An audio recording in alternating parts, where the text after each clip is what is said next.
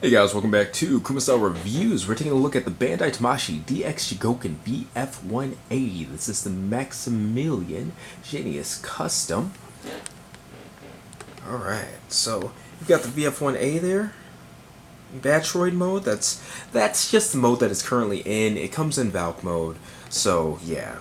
It comes with a standard stand, so not the special one like the VF-1J, which just uses the same basic mold and engineering of. Just different head sculpt and colors. Same hand options.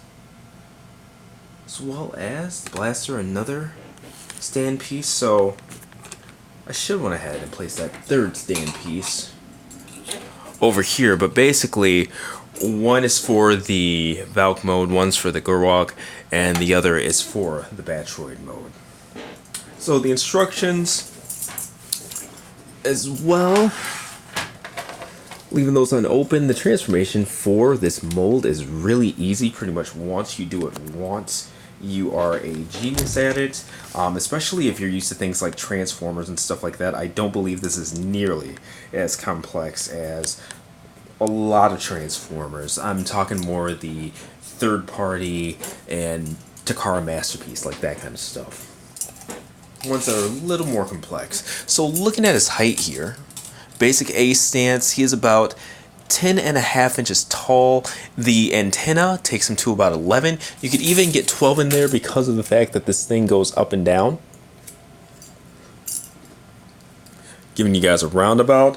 And I'm looking through the LCD while I'm recording this, and the blue really does seem to capture well and true to the actual in-hand color. This thing is just plain gorgeous. So there's that. I'm gonna go over the basics of articulation and things like that. Not gonna get too crazy, and I'm not gonna do transformations because I have a whole separate transformation video for the VF-1J, which I'll link in this description as well if you're new to it. But it's the same transformation, so why bother making two transformation videos for the exact same figure with a different head sculpt? So okay, looking at his articulation though. You got to watch it. There's a hinge on the neck, so you have to be cognitive of that while you're moving it around. So up and down movement, sideways, no ball joints or anything like that. Shoulders, the hinge here lets it butterfly. 360, that outward parallel type movement. 360 bicep swivel. Take a look at the elbows. Really nice smooth double joints right there, and I love that it has that rounded part too. That's a really just natural look. Alright, so no more swivel there. The hands pop in with ball joints. Go ahead and zoom in. These are the default hands. They're smaller, they fit inside of the forearm for the transformation. I'm not the biggest fan of them. They are articulated, they hold the weapon well, but I just like the look of the static hands that are included a lot better. So let's take a look at the articulation on these guys though. So it has the ability with the thumb to go in and out. You see that ball joint there. And there is articulation on the thumb itself. It has a single hinge. And then looking at the individual fingers, each separate articulation, no outward spread, but they each have 3 joints that they can bend in at, starting at the knuckle.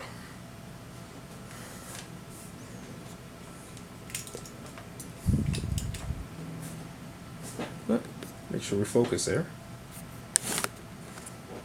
Alright, so the trick for waist swivel on this guy, he doesn't have ab crunch or anything like that. There's a hinge there that you can see in the back for transformation. I leave that unhooked from this piece, or else he does not have the waist swivel. But when you do unhook it, it can do a full 360, but of course the wings in the back, they prohibit it when they're down in their default method, but you can see there, you know, good amount of articulation in the waist. Alright, so thighs. Outward swing, they don't really go far because of the way the thighs go up. That is a standard for Valkyries, but they do add this little extra hinge here, which is genius to give them a bit more outward movement. Not great, but still good. Alright, and basically when it comes to the front and back, tons and tons. You only have to watch out for that.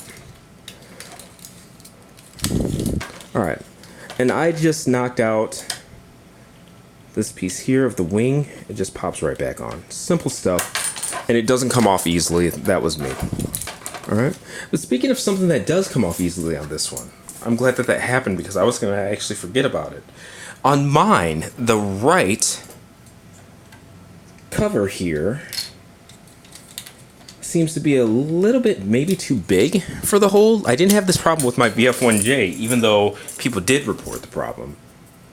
And apparently it can be sanded down to fit a bit better.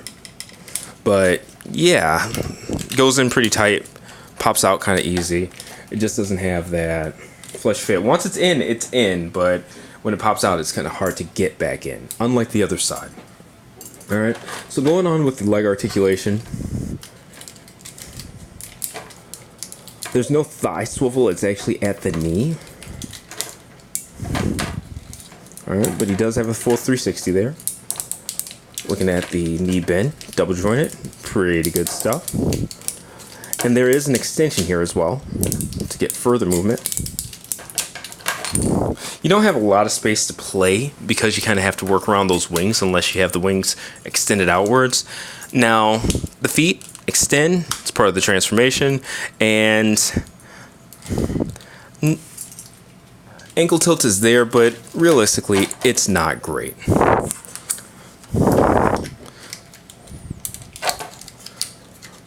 So, let's take a look at some of the accessories here. Alright, so we've got the TV hands, the big clown hands, which I'm not a big fan of. It only comes with two, one to hold the blaster for the right hand, and then kind of a, I guess, open hand one as well. Just not my preferred look. I like that they chose to give the variety to the Do You Remember Love hands. So let's just pose with them real quick. We'll actually use these hands since they're pretty much made for that pose that we all know and love. Seems like it's one that's often emulated. But they just pop out at the ball joint, simple stuff.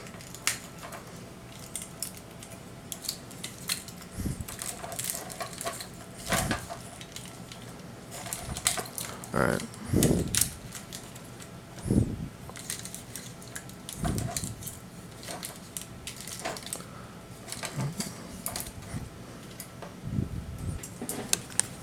Get that downward angle.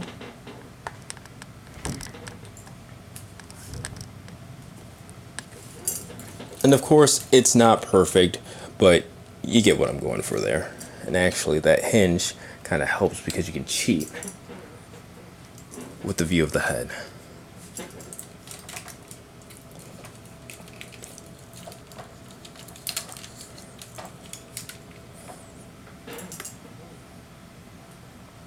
Alright, and that's the Bachelor mode. Okay, and here's the girl walk mode. You guys are roundabout while it's up on the stand there.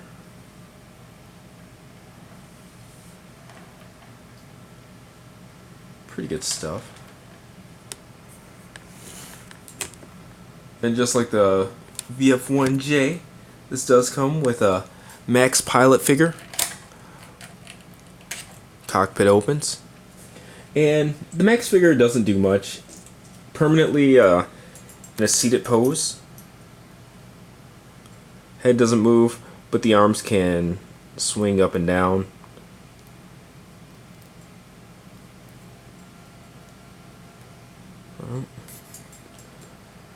Here's a bit more of a close-up of the cockpit.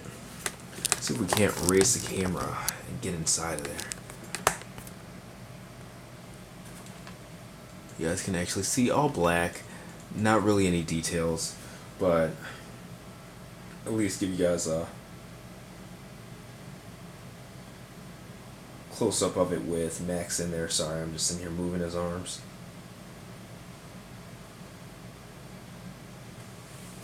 Alright, get him back in there.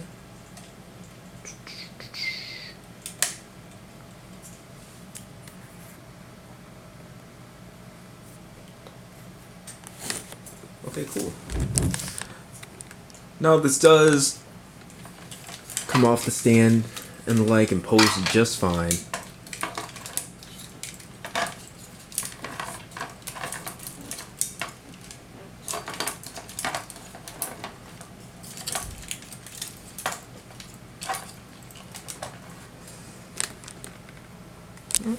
And let's get a lower angle too.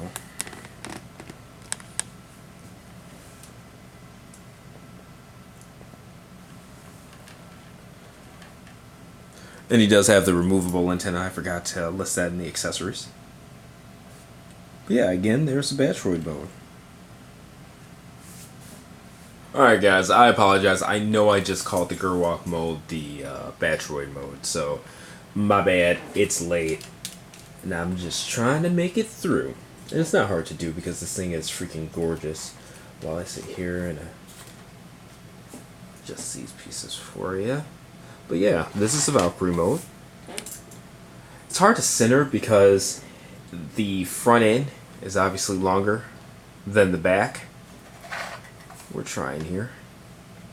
And honestly, this is my favorite mode on this particular one because of the color. Like the blues and things like that really get to stand out here. And it's a gorgeous Volk. The VF-1 is beautiful. It's one of the most beautiful things in any mecha anime I've ever seen. But this particular color, man, oh man. And I can't wait until they do the VF-1J, which has a more dominant blue color scheme and things like that. Same shade, but just all over this part and things. Man, that's going to be good. But I think I'll actually have this one pretty much permanently displayed in Valk mode. Alright. And I did go ahead and attach the blaster underneath. But really pretty stuff. Alright. And let's get this off the stand actually. One, just to show you guys the underside of it, so you can see how that looks. And two, see if I can remember how to get the landing gear out. So please don't fault me if this takes a second, but I think it should be fine. And this little spudger tool that this thing comes with is amazing. This is just very smartly done, even in the accessories and things like that. So I know this comes out. I might have to get my own spudger. Nope, got it. Alright. Front. I get that with my finger. Nope. So, of course, using the spudger.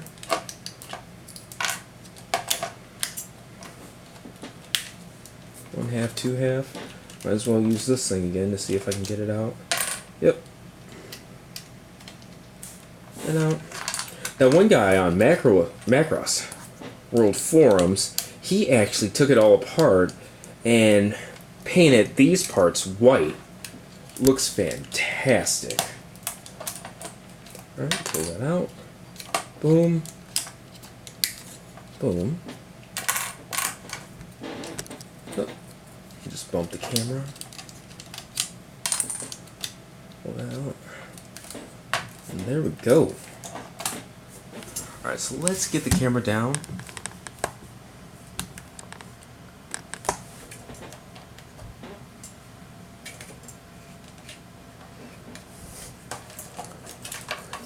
Actually, I did that out of order because you can close these. And even stupid stuff like the hinges being able to come out before folding out. The intricacy of this piece is just... I don't think there's a way to properly state or rate it. You have no choice but to underrate it because it's so everything about this toy is so nicely done that the finer details even are so casual because it's just such an all-around good piece, man. It's just glorious. I cannot promote the DX VF1 enough. Whether it's the 1A, the 1J, the 1S that's coming out, I believe it's December, the Hikaru version. Just do it. Get some missile sets, get a strike pack, and just live, laugh, love, because goddamn, it's glorious. Look at this thing. Alright. And in the Valk mode showing with a top view. There we go. I cannot state enough how gorgeous this is. I know I've said it 50 million times, but god dog.